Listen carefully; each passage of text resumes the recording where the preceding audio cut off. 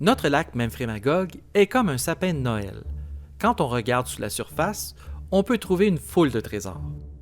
Aujourd'hui, jetons un œil sur ces objets inattendus qui sont autant de surprises que nous a réservé cette grande étendue d'eau. Formé par l'érosion de centaines de mètres de glace lors de la dernière grande glaciation il y a 20 000 ans et rempli d'eau par le retrait de ces glaciers il y a de 12 à 13 000 ans d'ici, les premiers cadeaux du lac, ce sont ces blocs erratiques que l'on retrouve dans le lac et ses alentours. Quand vous voyez une grosse roche au milieu d'un champ, ce sont les glaciers qui l'ont mis là, ou une gang de gars bien décidés.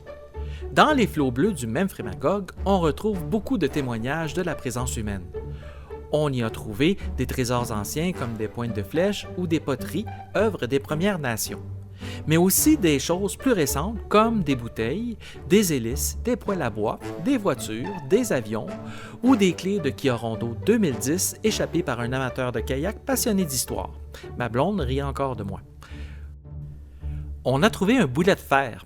On a cru qu'il s'agissait d'un boulet de canon, mais il a été finalement déterminé que ce boulet servait à concasser la pierre pour en faire du gravier. En 1980, on a retrouvé un vieux fusil Winchester de 1876, comme dans les vieux westerns.